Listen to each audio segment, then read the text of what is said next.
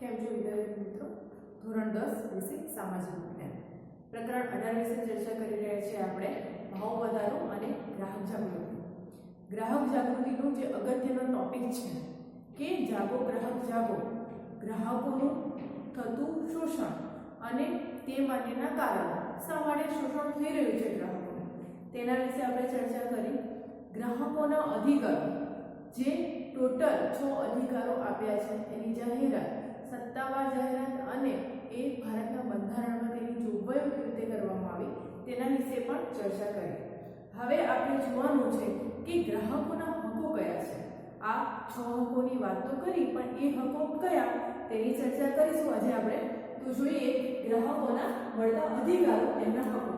સૌથી પહેલા તો સલામતીનો અધિકાર. જ્યારે ગ્રાહક કોઈ પણ વસ્તુ રૂપિયા કે એના કોઈ પણ અવેજ દ્વારા ખરીદે છે ત્યારે તેને સલામતી મેળવવાનો પૂરેપૂરો અધિકાર છે. તો સૌથી પહેલા તો જે પણ ઉત્પાદન હોય એ ઉત્પાદન પ્રક્રિયાના અંતે ચીજ વસ્તુ કે સેવાઓ મેળવે તો તેના જાન સામે જોખમ હોય કે તેના આરોગ્યને હાનિ કરતા હોય તેવી વસ્તુ સામે રક્ષણ મેળવવાનો ગ્રાહકનો અધિકાર, એટલે કે એનો સલામતીનો અધિકાર. એટલે કોઈ પણ વસ્તુ જો ગ્રાહક ખરીદે તો એ વસ્તુ તેના સ્વાસ્થ્ય માટે કેટલી હાનિકારક છે, અથવા તો એ પેકેટ ઉપર કોઈ પણ કંપનીએ લખવું પડે. તમે જો કોઈ પણ પ્રોડક્ટ હશે તો પાછળ એની માત્રા લખી હશે કે પ્રોટીન કેટલું મળે, વિટામિન કેટલું મળે, આયર્ન કેટલું મળે. તો આ બધી માહિતી મેળવવાનો અને એની સલામતીની ખાતરી કરવાનો ગ્રાહકને હક છે. બીજો અધિકાર જોઈએ તો માહિતી મેળવવાનો. ગ્રાહકને માલ કે સેવાની ગુણવત્તા, એનો જથ્થો કેટલો છે, એની ક્ષમતા, એની શુદ્ધતા, ધોરણ, વપરાશ અને કિંમત, આ તમામ બાબતોની માહિતી મેળવવાનો ગ્રાહકને હક છે. કે વસ્તુ છે તો એ વસ્તુ એ કેટલી ગુણવત્તાસભર છે, એનાથી એના હેલ્થને, એને શારીરિક જે આરોગ્યને કેટલું એ આરોગ્યપ્રદ છે કે કેટલું લાભકારક છે તે જોવાનું. વસ્તુની કિંમત કેટલી છે, એના કરતાં કોઈ વધારે કિંમત તો નથી લેતું અને ઓછી લે છે તો શા માટે, આ તમામ માહિતી મેળવવાનો. આ વસ્તુ સંબંધિત નહીં પણ સેવા સંબંધિત પણ કે સેવાને લગતું પણ કોઈ પણ વસ્તુ હોય તો તમે એની પૂરેપૂરી માહિતી મેળવવાનો અધિકાર છે. અને એ માહિતી કોઈ બેંકની પણ લોન, કોઈ બેંક પાસેથી લોન લો કે કોઈ વીજ સેવા લો કે એના સિવાય ઘણી બધી રીતે તમે ગ્રાહક બનીને વસ્તુ કે સેવા ખરીદતા હો છો, એ તમામની માહિતી મેળવવાનો હક છે કે એ વસ્તુ કે સેવા મેળવીએ છીએ એની કિંમત, એની ગુણવત્તા, એની ક્ષમતા કેટલી છે, આ બધી જ માહિતી મેળવી શકે ગ્રાહક. અને આ માહિતી મેળવવાના અધિકાર દ્વારા ગ્રાહક છે એ સાળપણ અને જવાબદારીપૂર્વકનું વર્તન કરવા પ્રેરાય છે. એને સમજ પડે છે કે આજે મારે માહિતી મેળવવી જ પડે, નહીં તો હું છેતરાઈ જઈશ. અને એની ક્ષમતા કેટલી છે, કોઈ શોરૂમમાં તમે ગાડી લેવા જાઓ તો ગાડીની ક્ષમતા કેટલી છે, કેટલા સીસીનું એન્જિન છે,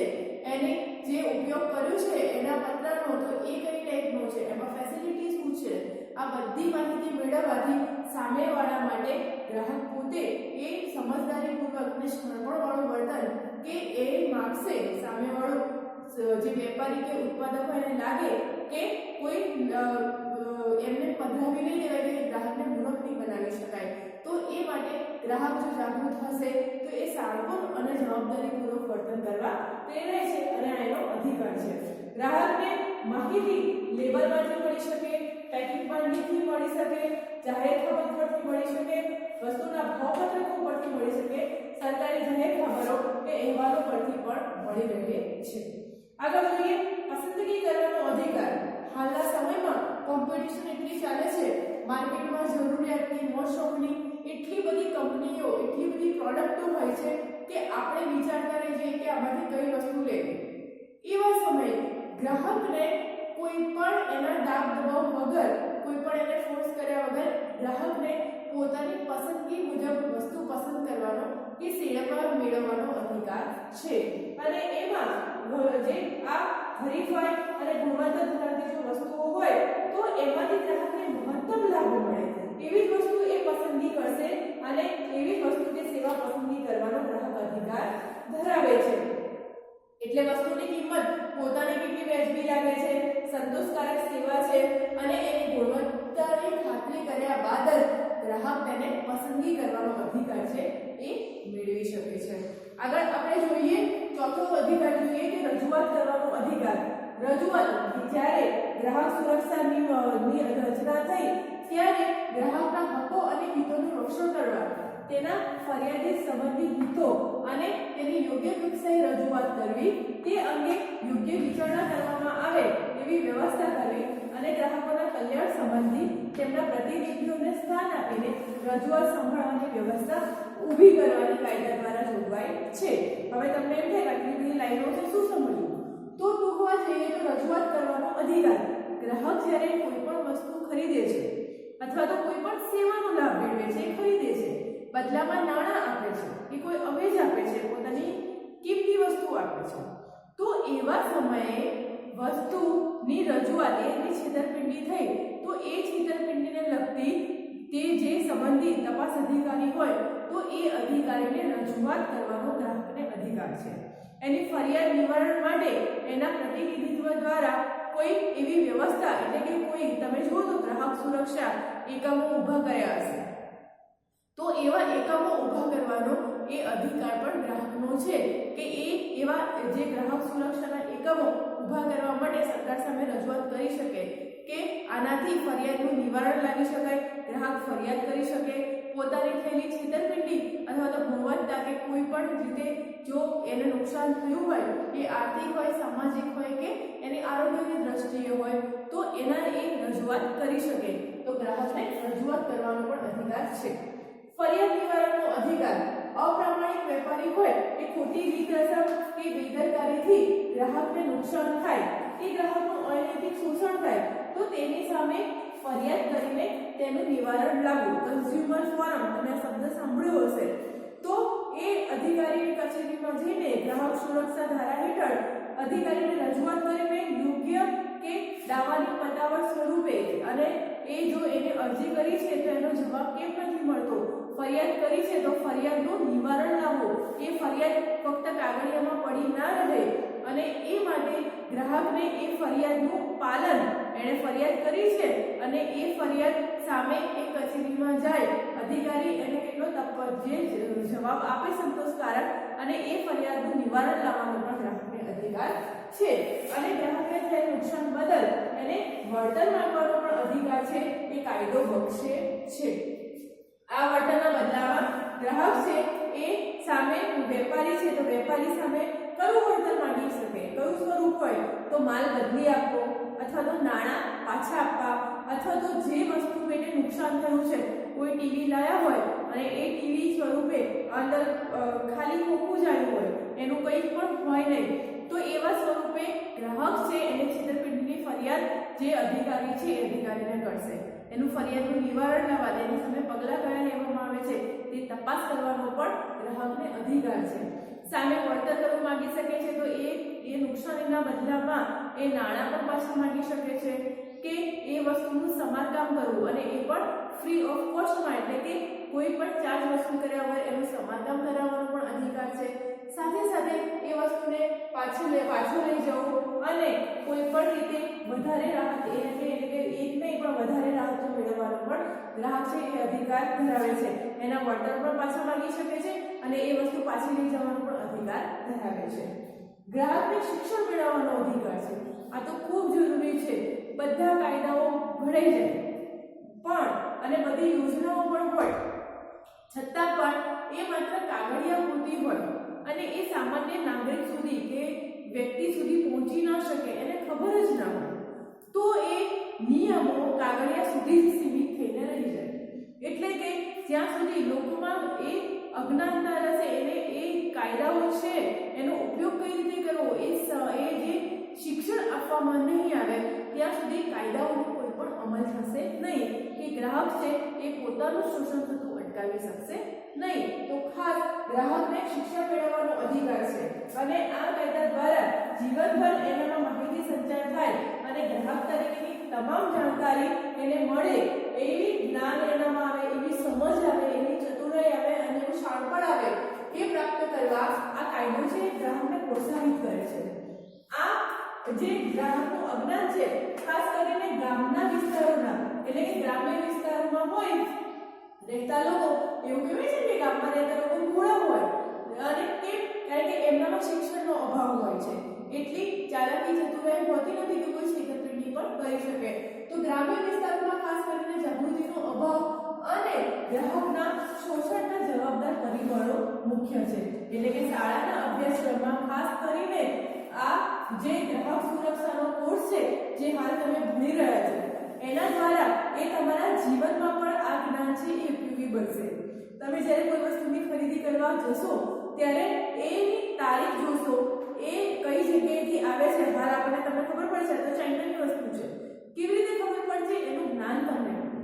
તો લખવામાં આવે છે કે એના ઉપરથી ખબર પડે મેડ ઇન ઇન્ડિયા કે મેડ ઇન ચાઇના તો એના એ જ્ઞાનથી તમને ખબર પડે છે એની જગ્યાએ કોઈ વ્યક્તિ અજ્ઞાન હશે કે આને એને સમજ જ નહીં પડતી હોય તો એ વસ્તુની કોઈ માહિતી એ મેળવવા પ્રયત્ન જ નહીં કરે એટલા માટે કે જ્યારે આપણને શિક્ષણ આપવામાં આવે ત્યારે આપણને તે વિષયનું જ્ઞાન મળે છે એની સમજ મળે છે અને એ સમજથી પ્રેરાઈને આપણે એ વસ્તુની ગુણવત્તા ચેક કરીએ છીએ એનું તપાસ એનું વજન કેટલું છે અને એ વજન પ્રમાણે તેની એમઆરપી તમને ખબર પડી ગઈ કે એમઆરપી થી વધારે કિંમત ક્યારેય ચૂકવા નહીં અને એ ચૂકવે તો એ ગુનાપાત્ર બને એ વસ્તુ ખોટી છે તો એ સમયે તમને ખબર પડે કે આનાથી વધારે વસ્તુની કિંમત ચૂકવવી નહીં એમઆરપી થી વધારે નહીં ચૂકવવી તો એ જ્ઞાનથી તમે છેતરાતા બચો એટલે શિક્ષણ મેળવવાનો ખાસ અધિકાર છે અને એના માટે અભ્યાસક્રમમાં ગ્રાહક જાગૃતિને લગતા અભ્યાસક્રમોનો સમાવેશ કરવો જોઈએ સાથે સાથે આ વિવિધ સંસ્થાઓની મીટિંગમાં ગ્રાહક સંબંધિત ચર્ચા સભા પ્રદર્શનો કાર્ય શિબિર કે વાર્તાલાપ જેવા જે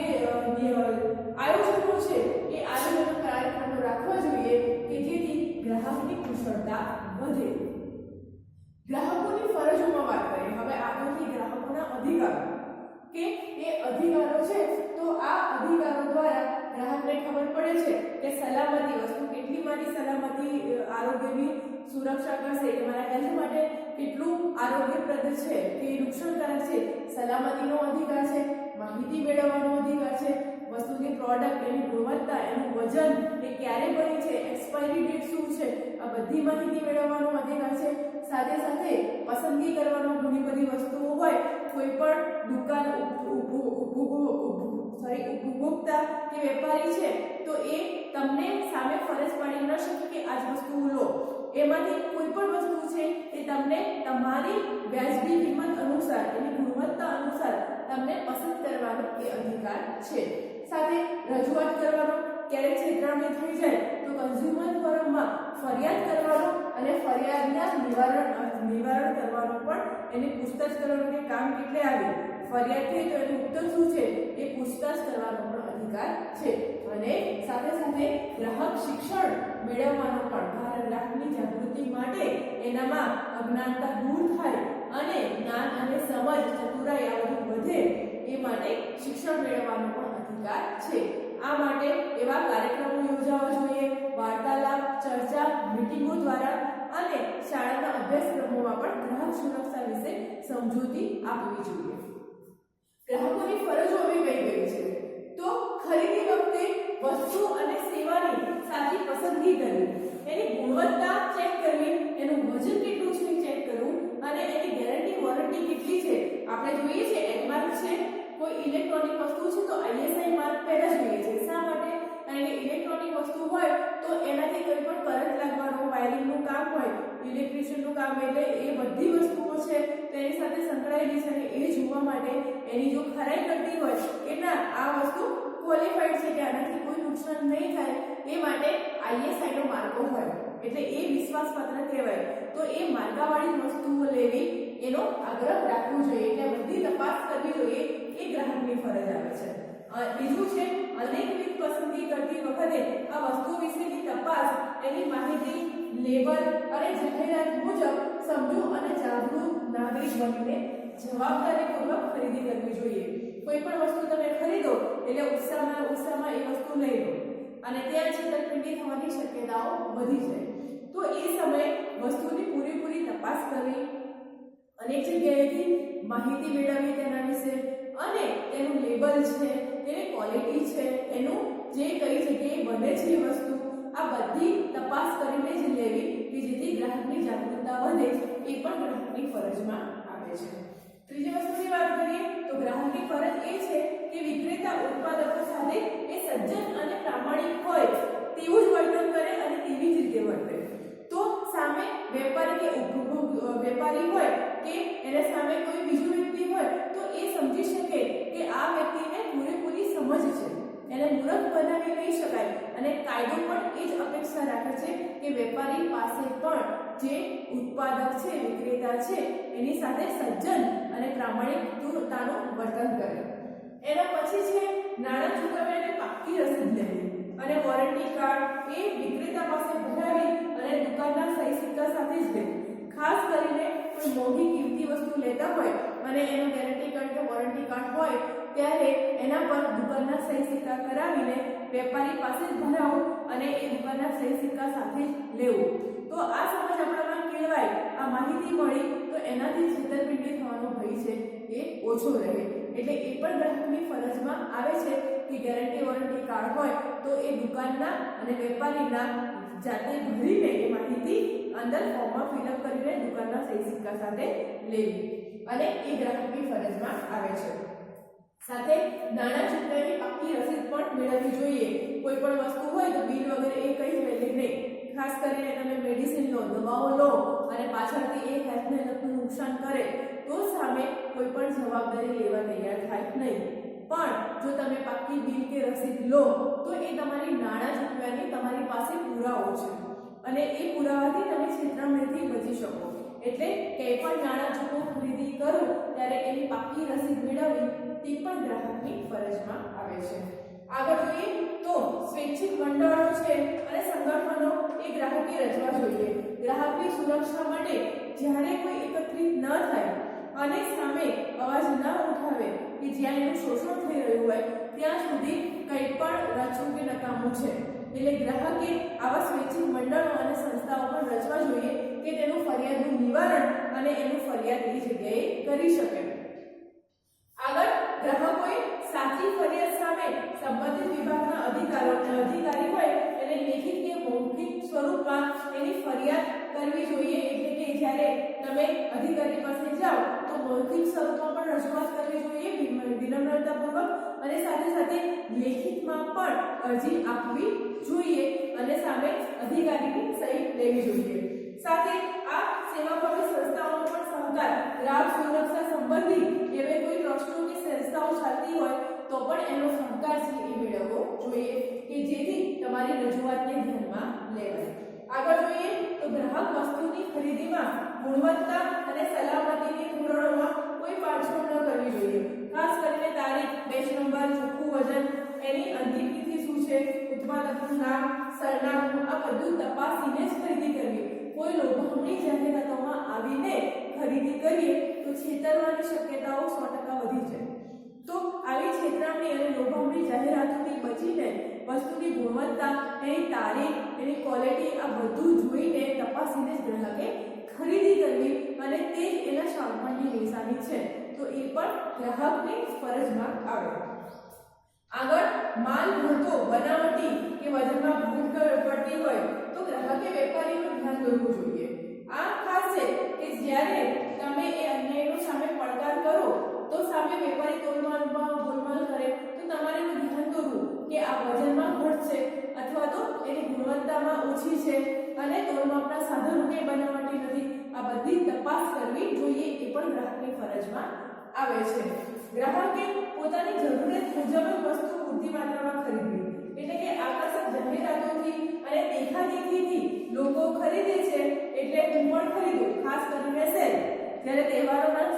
સમય હોય ત્યારે સેલ જેવા મોટા મોટા બેનરો માર્યા હોય કે 50% ડિસ્કાઉન્ટ, 70% ડિસ્કાઉન્ટ, તો આવી બધા લોકો જાય છે, આજુબાજુના બધા જઈ આવ્યા અને સારી સારી વસ્તુઓ લઈ આવ્યા તો હું પણ જાઉં, હું શું કરવા રહી જાઉં.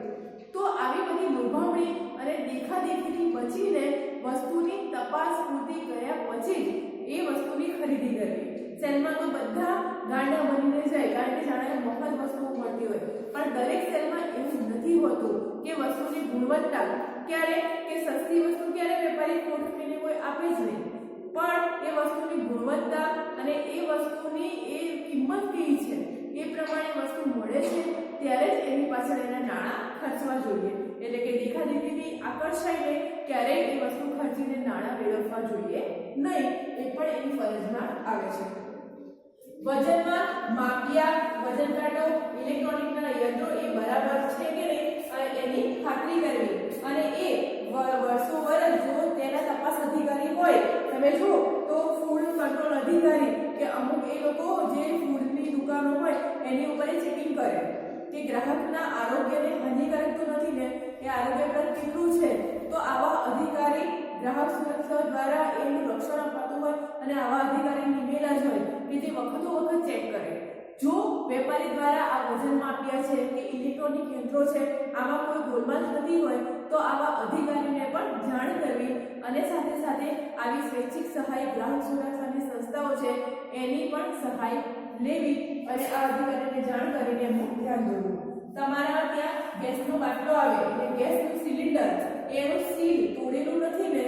એનું વજન આશરે તમે ઊંચકો એટલે તમને આશરે અંદાજિત ખબર પડે, તો એવી રીતે આશરે એનું વજન માપી લેવું, એનું સીલ ચેક કરવું કે બરાબર છે કે નહીં, અને સાથે એને જે જ્યારે તમે રિક્ષા મીટરમાં બેસો ત્યારે રિક્ષામાં 0 મીટર બતાવે છે પછી જ રિક્ષામાં બેસવું કે જેથી છેતરામણીનો ભય ઓછો રહે.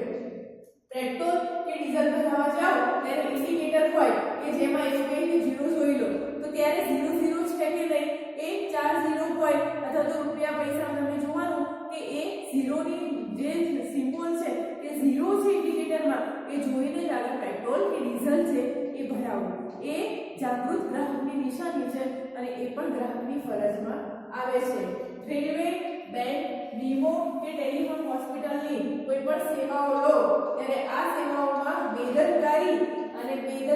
ઘણીવાર કેટલી હોસ્પિટલો છે એ આરોગ્યના નામે લૂંટતી હોય છે કે રૂપિયા મૂકો ત્યારે, અને આ કિસ્સાઓ પણ ઘણા સામે આવે છે કે રૂપિયા મૂકો ત્યારે તો તમને ડેડ બોડી મળે, તમારા સ્વજનની દવા સારવાર કેવી રીતે ચાલી રહી છે એ પણ તમને ખબર ના હોય. તો આવી ગંભીર બેદરકારી કે જેના કારણે માનસિક, શારીરિક અને આર્થિક પણ નુકસાન જાય,